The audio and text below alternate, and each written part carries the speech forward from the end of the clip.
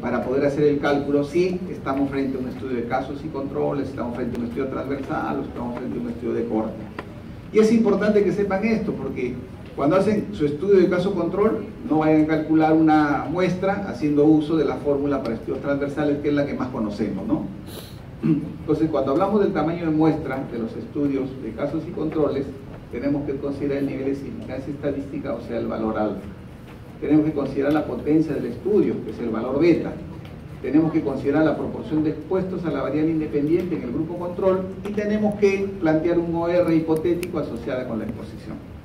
Todos estos valores se ingresan a la máquina, generalmente esto es 5%, esto es 80%, esto va a depender, pues la proporción de expuestos a la variable independiente, esta es la prevalencia, ¿cierto? Esta es la prevalencia. Y este es el OR que vamos a plantear nosotros hipotéticamente. Ingresamos esos datos y hay una fórmula complejita cuando la comenzamos a desarrollar y nos va a dar un resultado.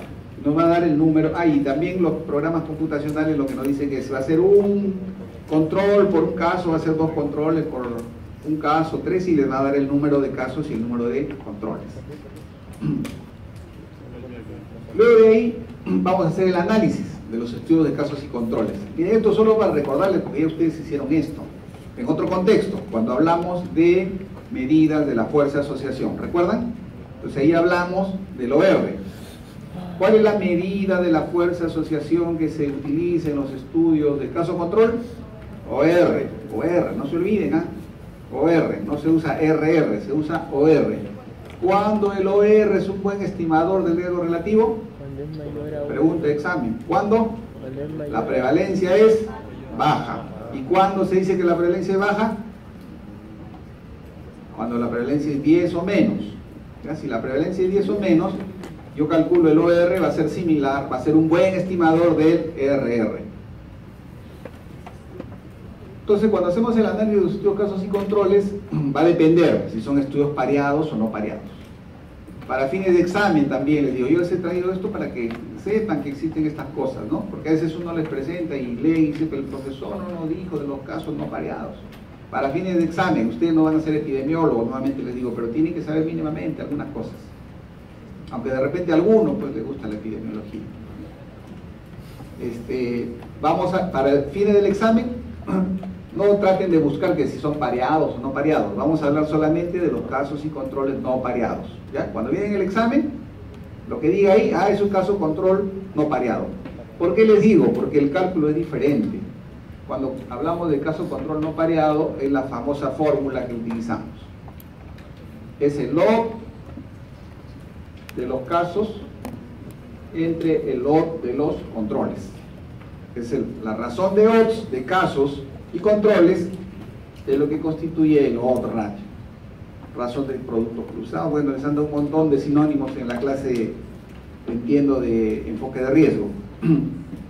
Hasta razón de nomios les han dado como sinónimo, ¿no? Entonces, cuando hablamos de estudios de caso control no pareados, lo que obtenemos es el OR, que es la razón de odds. La razón de odds de casos y la razón de odds de controles. O sea, A sobre C entre B sobre D y nos va a dar A por D sobre B por C, ¿cierto? Entonces en la operación matemática A por D sobre B por C. En cambio, cuando utilizamos casos y controles pareados, el análisis es diferente, el cálculo del OR es diferente. Dividimos los discordantes, no, miren, expuestos no expuestos entre los expuestos no expuestos, los discordantes. ¿Ya por qué? Porque acá vamos a relacionar los controles que están expuestos con los casos que están expuestos. Como son pareados, ahí vamos a tener diferentes resultados que en este caso. Entonces yo les digo, no va a venir en el examen caso control pareado, va a ser caso control no pareado. Pues ya saben, la fórmula para calcular es esta, pues, ¿no? La razón de odds. ¿Qué es lo nuevo que vamos a añadirles acá? El famoso intervalo de confianza. El intervalo de confianza para el OR, ¿para qué sirve? Para ver si existe o no significancia estadística del OR que hemos calculado. Esa es la finalidad de calcular el intervalo de confianza del OR. ¿Y eso qué nos traduce? Nos traduce si está involucrada el azar o no está involucrada el azar. Así en términos sencillos. Entonces miren, todo esto también, cuando ustedes EPIDAT, por ejemplo. Ustedes que les gusta entren en EPIDAT, es gratuito, lo bajan, le va a servir para su, no solo para el curso, le va a servir cuando ustedes hagan sus investigaciones del internado, para su tesis, les va a servir. Pero bajen el famoso EPIDAT, que es barato, gratis, perdón, y además está en castellano, pues, ¿no? Y es bien simple de utilizar. Entonces, en el EPIDAT, cuando ustedes ingresan los datos, y ahí les pide si es transversal, es caso control, pareado, no pareado, si es incidencia acumulada, si es tasa de incidencia acumulada, si es incidencia, densidad de incidencia, le piden los valores que ustedes ponen, y les va a salir dependiendo de lo que han introducido y dependiendo de lo que están queriendo calcular, le va a salir el OR, por ejemplo, y le va a salir unos valores que dice intervalo de confianza. Entonces la máquina hace todo eso. ¿Qué resulta de esta formulita? Que para fines de la práctica la van a tener que calcular, ¿ya? Para fines de la práctica. No se preocupen, el examen no va a venir, ya han visto ustedes. No les ponemos grandes cálculos. Además tienen la calculadora en la computadora, ¿no? Entonces, pero esto no tiene porque... Entonces miren, lo primero para ver la significancia estadística ya dijimos, y eso les explicaron en la clase de enfoque de riesgo. Usamos, ¿qué? Para la tablita de 2×2, ¿qué usamos? Chi cuadrado. Si n es menos de... Si uno de los casilleros por lo menos es menos de 5, ¿qué usamos? Prueba exacta de Fisher, ¿cierto? Esas cositas manejen. ¿Para qué? Para que ustedes cuando hagan su trabajito también no les crucen lo que sea, pues, y después no saben y cuando van a sustentar ahí los van a molestar, ¿ya? Entonces, para la tablita de 2×2, chi cuadrado. ¿Y qué es lo que deben recordar en el tema de chi cuadrado? Simplemente que este chi cuadrado, ¿cómo se llama? Chi cuadrado calculado, ¿cierto? Lo que ustedes calculan, lo que suman, restan, multiplican, etcétera, etcétera, le va a salir un valor acá de reemplazar esto, ¿cierto? Eso se llama chi cuadrado calculado. Y van a tener un chi cuadrado tabular, que es el que van a buscar en la tabla, ¿cierto? Dice con 95% de confianza y un grado de libertad, porque son tablas de 2×2, ¿cuánto es el chi cuadrado? Tabular. Entonces el chi cuadrado tabular es 3.84, si no me acuerdo mal, con 95% de confianza y un grado de libertad, el chi cuadrado tabular es 3.84. Entonces, ¿qué es lo que tienen que recordar? Si el chi cuadrado calculado, el que yo calculé, es mayor que el chi cuadrado tabular, entonces mi resultado es estadísticamente significativo. Eso acuérdense. Y eso le va a servir para toda la vida. Cuando lean un trabajo y salió el chi cuadrado 30. Esto es significativo, pues, con un 95% de confianza y un grado de libertad. ¿Por qué? Porque yo sé que el chi cuadrado tabular es 3.84 para 95% de confianza con un grado de libertad. ¿Ya? Eso es lo que hay que recordar. Porque lo demás es mecánico, pues, ¿no? A por D, al cuadrado, etcétera, etcétera. Y para el caso del intervalo de confianza, recuerden esta formulita. No va a venir en el examen, pero para fines de la práctica, E exponente, esto es E. ¿Saben qué es E? Es una constante. Sí lo han hecho ustedes en estadística, sino que no les gusta también. Pues. Esa es la verdad. E, ¿qué es? Es la constante de Euler. De Euler, ¿no? Es la constante de Euler. Entonces, si es constante, es un valor fijo. Vale 2.718. 2.718 vale la constante E. A eso se refiere esta E. Entonces esta E va a ser 2.718 elevado a esta formulita que está acá. Entonces, ¿qué es lo que tienen que calcular ustedes? Es esto de acá. Los valores de acá, y lo que les salga acá, como les va a salir dos valores, porque acá es más menos, van a elevar el valor de E a ese resultado que ustedes obtienen. Este es el logaritmo neperiano del OR. Entonces, están calculando en su trabajo el OR, quieren calcular si este OR es estadísticamente significativo, entonces tenemos que calcular el intervalo de confianza. ¿Cómo lo calculamos? Con esta fórmula, que es el logaritmo neperiano de OR más menos Z por el error estándar. Z, con un 95 de confianza, es 1.96, esto es fijo y esto tienen que saber, 1.96, y el error estándar se calcula así para el OR, porque el error estándar para el riesgo relativo es diferente. El error estándar para el OR es la raíz cuadrada de la suma de la inversa de A, de la inversa de B, de la inversa de C, de la inversa de D. ¿Ya? Entonces, producto de eso, este es un estudio de lactancia materna y cáncer de mama, un estudio caso control en pacientes del Hospital Nacional de Obispo Loaiza, y los resultados son estos. Entonces, lo que queremos es ver si hay asociación entre el no haber dado de lactar y la presencia de cáncer de mama. Entonces, lo primero que hacemos es determinar el chi cuadrado, que ha salido este valor menor de 0.04, casi no significativo, ¿no? Y luego calculamos el OR, y el OR nos ha salido 1.99 con un intervalo de confianza entre 1 y 3.95. ¿Producto de qué ha salido esto? De todo esto que hemos desarrollado, ¿eh? El logaritmo neperiano de 1.99 es esto, el error estándar salió esto, Z para alfa 95% de confianza 1.96, de toda la suma nos ha salido dos valores. Esos dos valores han sido elevados E al mayor valor y E al menor valor, y nos ha salido que uno de los valores es 1 y el otro es 3.96. Como les digo, esto es solamente para que ustedes sepan cómo se genera, qué es lo que nos interesa en el curso y para el examen y para la vida, que sepan interpretar este valor del OR. Entonces, resumen, ¿para qué nos sirve el intervalo de confianza? Para determinar si existe o no existe significancia estadística. Nuevamente les digo, si existe o no existe significancia estadística, ¿por qué es importante? Porque ese resultado nos va a decir si, ¿qué nos va a decir? ¿Cómo está interviniendo el azar? Exactamente. Si no es significativo, quiere decir de que este resultado que he obtenido es producto del azar. Si es significativo, quiere decir que el no dar de lactar sí juega un rol, pues, en la presencia de cáncer de mama. ¿Y cómo se interpreta este intervalo de confianza? Ya les dijeron, pero vamos a reiterar. Si el intervalo de confianza, eso también así ya anoten y acuérdense para toda la vida. Si el intervalo de confianza incluye a la unidad, entonces el resultado no es estadísticamente significativo. ¿Está bien? Si el intervalo de confianza incluye a la unidad, ejemplo, si sale 0.9 a 3.95, ¿incluye a la unidad? El intervalo. Sí, pues no, de 0.9, 0.91, 92, 93, 1, 1.1, 1.2, 1.3, 2, 2.1, 3, 3 puntos hasta 3.95. Entonces se entiende, cuando sale el intervalo es un intervalo, pues una distancia entre un valor y otro. Entonces si yo digo, si el intervalo de confianza salió 0.9 a 3.95, ese intervalo ¿incluye o no incluye a la unidad? Sí incluye. Entonces, ¿qué decimos?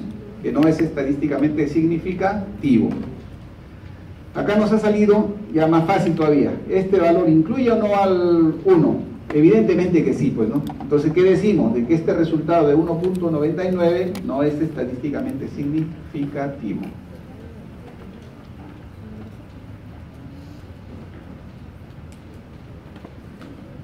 O sea, quiere decir que este 1.99 no es producto de que el no dar de lactar esté asociado con la presencia o no de cáncer de mama.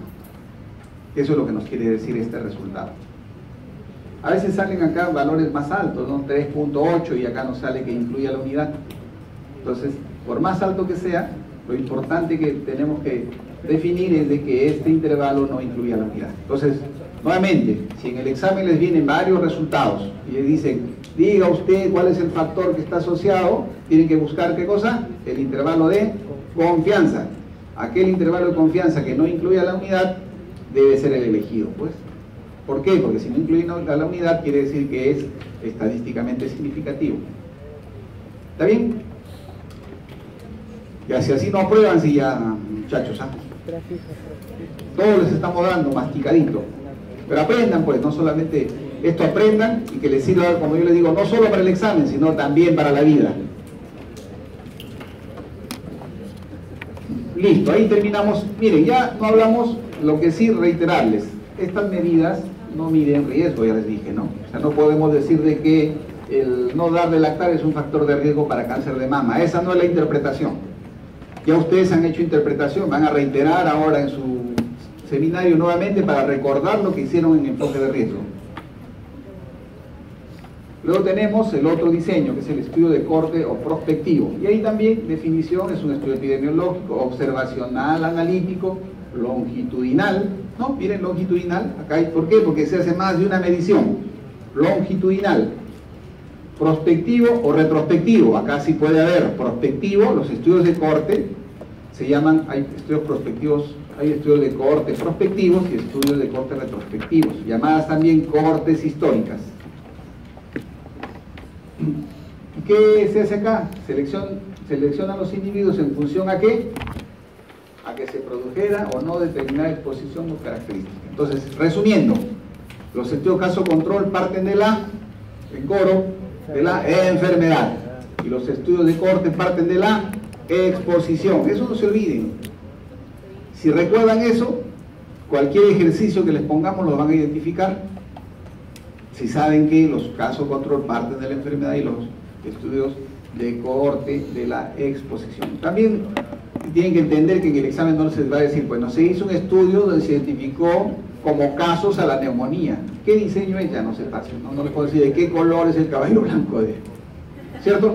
Entonces, también tengan en cuenta, no, pero profesor, usted no puso que acá eran casos. ¿Cómo le voy a poner casos para que respondan los que... ¿Ya?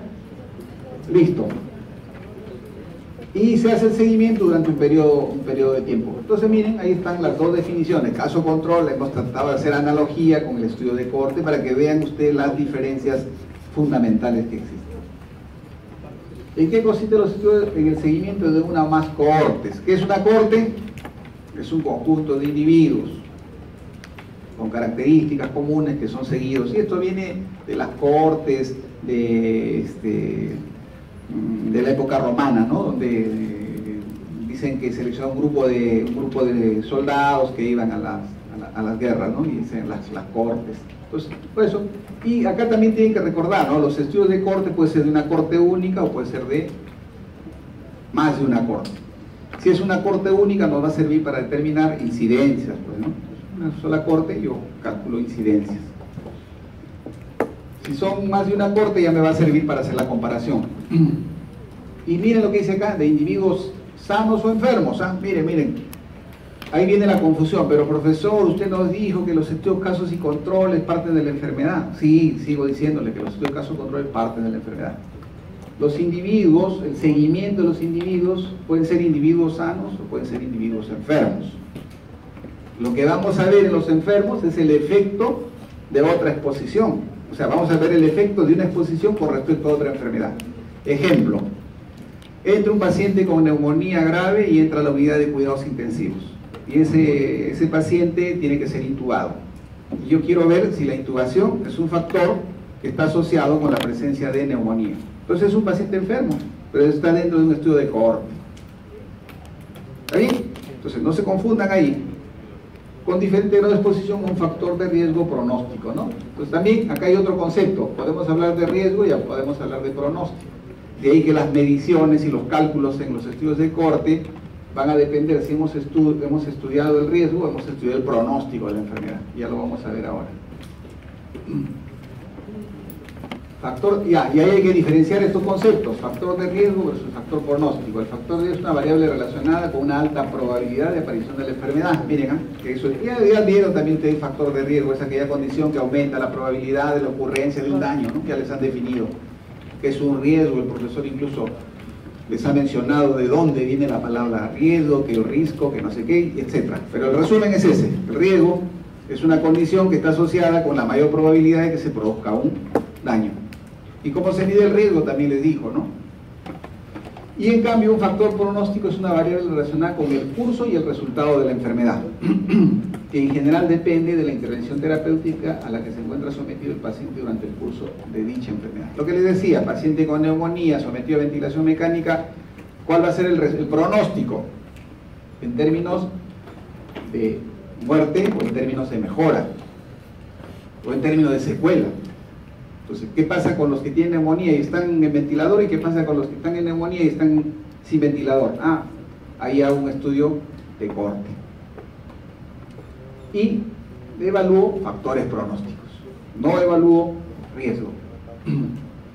Dice, los estudios de seguimiento de cortes de individuos sanos, y ahí viene pues la diferencia, ¿no? Individuos sanos, lo que vamos a identificar son riesgos. Lo que vamos a determinar es el riesgo. Mientras que en individuos enfermos vamos a ver el pronóstico. Y ahí viene la utilidad. Cuando yo hago estudios de seguimiento de cortes de individuos sanos, me va a permitir a mí, desde el punto de vista práctico, aplicar medidas de prevención primaria. O sea, los resultados que yo obtenga de un estudio de cohorte en individuos sanos van a tener su aplicabilidad inmediata en el tema de la prevención primaria. En cambio, los estudios de corte de individuos con una enfermedad, o sea, los estudios de pronóstico, me van a permitir a mí aplicar medidas de prevención secundaria y prevención terciaria. Entonces, esto también es importante que sepan que los estudios de corte los podemos hacer en individuos sanos o los podemos hacer en individuos con enfermedad.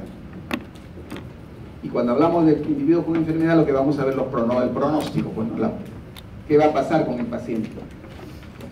Utilidad de los estudios de corte, ensayo, hipótesis de causalidad y de riesgo. Eso también ya se les dijo cuando hablamos de criterio de causalidad. El diseño epidemiológico observacional más potente para determinar la sucesión causal se llama estudio de cohorte, se les dijo, ¿no? Y eso es lo que dice ahí, ensayo, hipótesis de causalidad y de riesgo.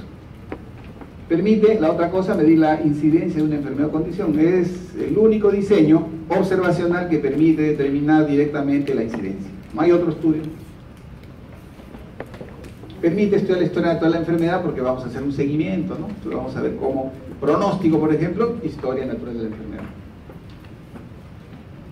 Permite estudiar el efecto de exposiciones de baja frecuencia poblacional. Miren, efecto de exposiciones de baja frecuencia poblacional. Exposiciones, no enfermedades. Estudio de tendencias seculares de los factores de riesgo y su relación con la morbilidad y la mortalidad. Tendencia secular, o sea, tendencia a lo largo de largos años, 10 años por lo menos dijimos cuando hablamos de tendencia secular, ¿cierto? Evaluación pronóstica, también vimos cuando hablamos de personas, estudio de corte en enfermos, evolución pronóstica de la enfermedad y observación de la efectividad de las intervenciones y los procedimientos a escala poblacional. Cuando hablamos, por ejemplo, de vacunación, efectividad a escala poblacional, ¿no? Hablamos de efectividad. ¿Cómo se plantean los diseños? Es así, tenemos la población, personas sin la enfermedad, hay un grupo de expuestos y un grupo de no expuestos. Dentro de los expuestos, unos van a hacer enfermedad, otros no van a hacer enfermedad, los no expuestos también, unos van a hacer enfermedad y otros sin enfermedad.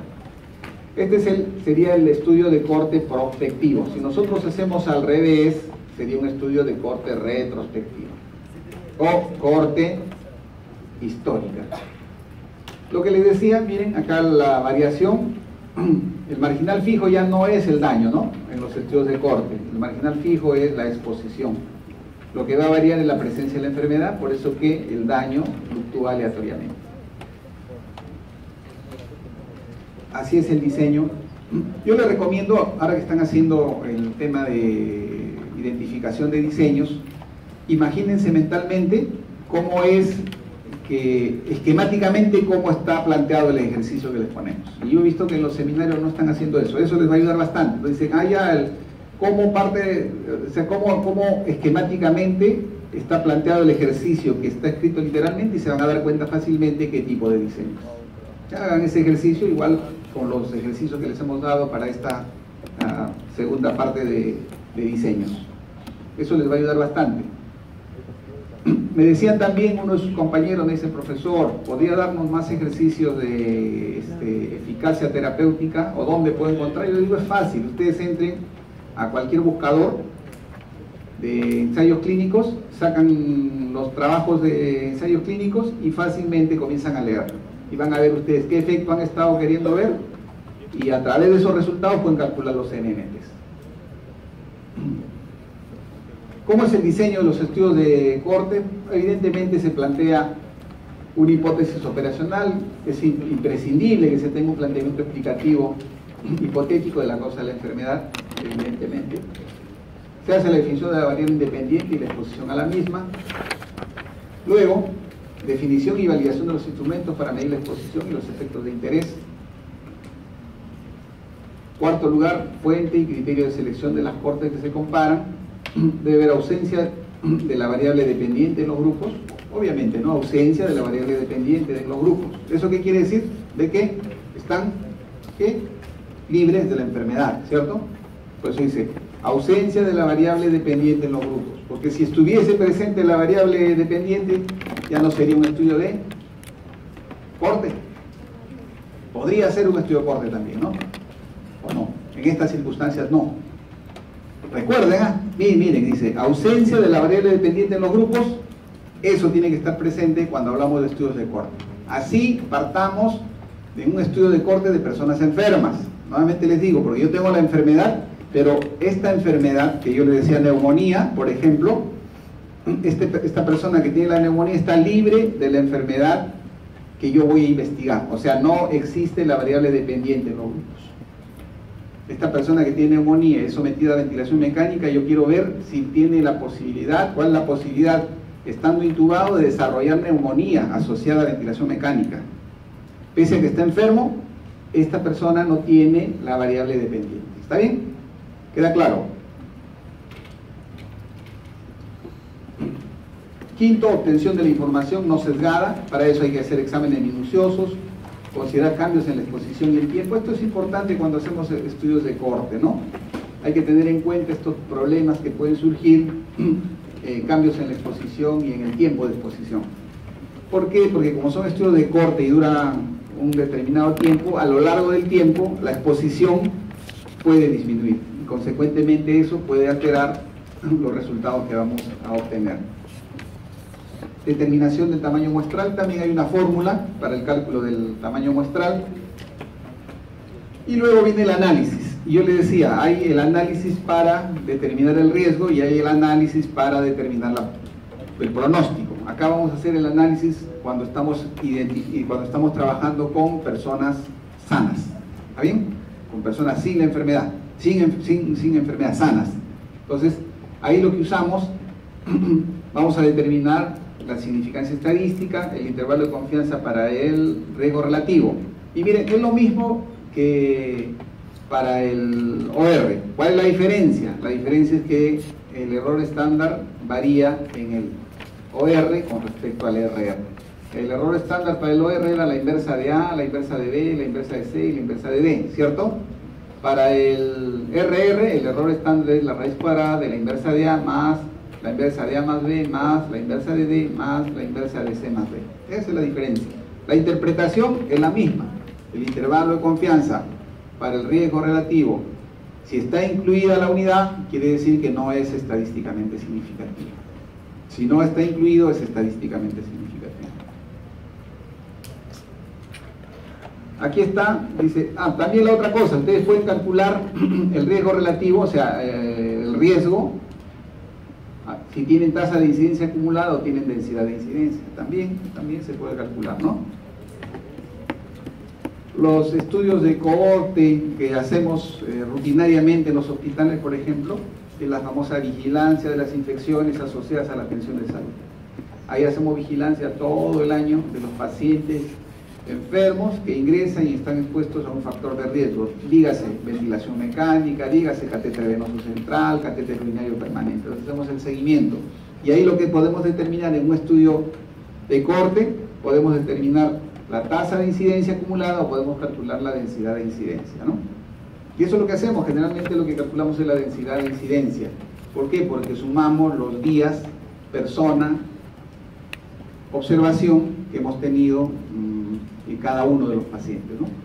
Y vamos sumando cuánto tiempo estuvo expuesto el paciente A, el paciente B, el paciente C, el paciente D, hasta que sale de la corte o hasta que hace la enfermedad.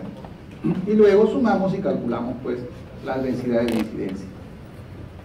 Cuando calculamos tasa de incidencia acumulada, ya sabemos incidencia en expuestos, esto recuerdan también, ¿no? A sobre A más B, incidencia en no expuestos, C sobre C más D.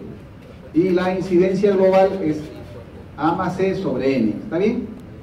Y el riesgo relativo es la razón de incidencias, la razón de incidencia en expuestos entre la razón de incidencia en no expuestos. Cuando calculamos la densidad de incidencia, tenemos los enfermos, la incidencia en expuestos son los enfermos sobre el tiempo, persona, observación en los expuestos, ¿cierto? Y La densidad de incidencia, los no expuestos son los enfermos no expuestos entre los tiempos, personas de observación de los no expuestos. Y la incidencia global es todos los enfermos entre el tiempo total de observación que han tenido estos pacientes.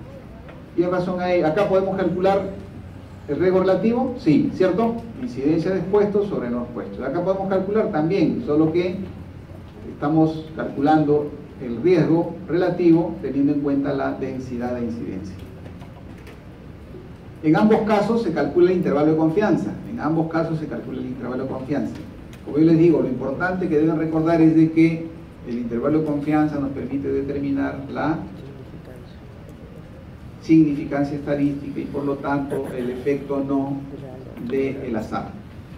Esto también ya saben, y a ellos no les repito, medidas de impacto potencial, poblacional y tanto la fracción etiológica poblacional como la fracción etiológica en expuestos. ¿Qué medida de impacto potencial utilizaríamos con fines de salud pública? Pregunta de examen. ¿Cuál? La fracción etiológica poblacional. Así es, esa utilizamos con fines de salud pública, no la fracción etiológica en expuestos.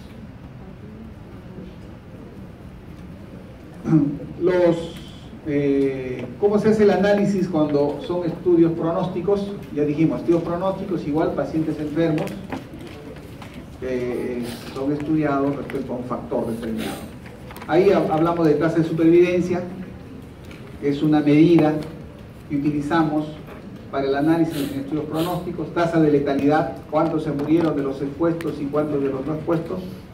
Entonces, tasa de remisión, cuántos de los que reciben la exposición remitieron y cuántos no, y tasa de recurrencia, cuántos de los individuos que estuvieron sometidos a la exposición volvieron a presentar la enfermedad y cuántos no. Miren, entonces estas son medidas o el análisis que se hace cuando se desarrollan estudios pronósticos. Evidentemente todo esto tiene una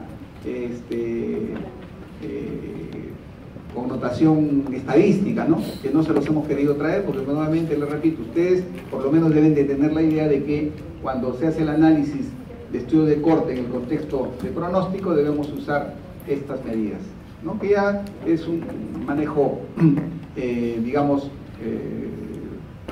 más complejo en términos estadísticos para saber por el tasa de supervivencia, tasa de remisión, tasa de recurrencia, ¿ya? Solo es importante que sepan que estas tasas se usan cuando como dentro del análisis de estudios pronósticos. ¿Cuáles son las ventajas de los estudios de corte? Mejor control y planificación en la recogida de información, muy eficaces para estudiar exposiciones raras, que ya lo dijimos, exposiciones raras, los prospectivos se minimiza el sesgo en la determinación de la exposición, pueden establecerse la secuencia temporal, por eso que son los diseños, los mejores diseños observacionales para determinar causalidad, porque se establece la secuencia temporal. El único diseño observacional en el cual se determina secuencia temporal es el estudio